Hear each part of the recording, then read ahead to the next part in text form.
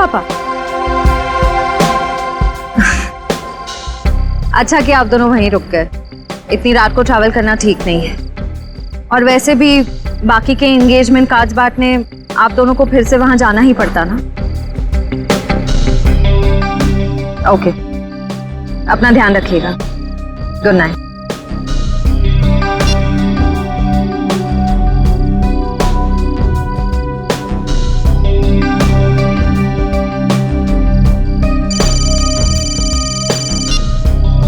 पापा मैं ठीक रहूंगी, डोंट वरी। जल्दी से मुझे गार्डन में आके मिलो, मैं तुम्हारा इंतजार कर रहा हूँ। Hello hello, private number? कौन हो सकता है?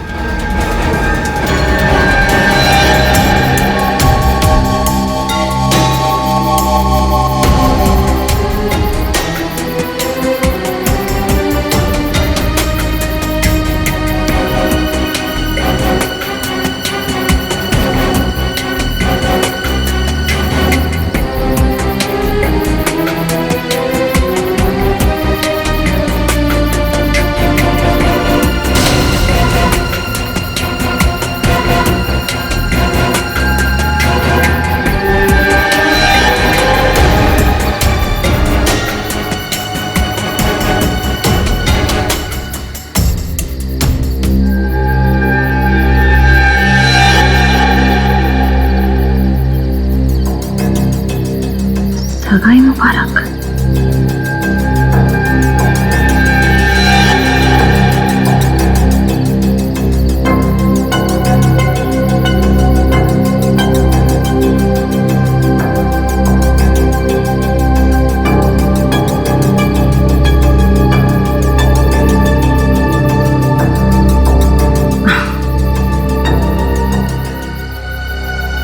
ये जरूर सिद्धार्थ नहीं रखा होगा। सिद्धार्थ, सिद्धार्थ अब बाहर आ जाओ।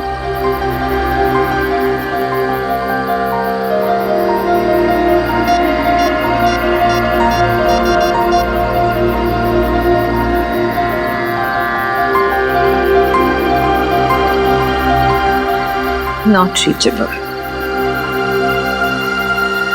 चलो खोल के देख लेते हैं।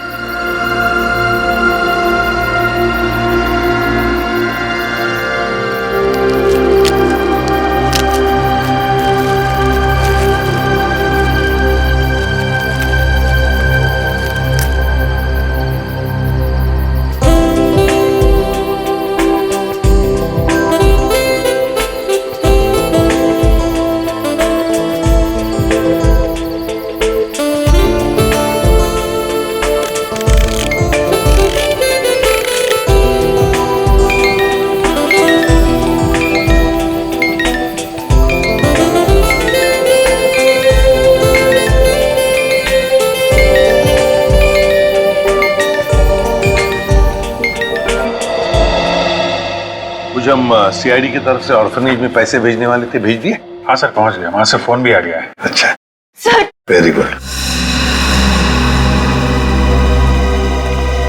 सर प्लीज प्लीज सर उसे बचा लीजिए, प्लीज जल्दी कुछ कीजिए, उसे बचा लीजिए सर। एक मिनट आप जरा शांत हो जाइए, शांत हो जाइए।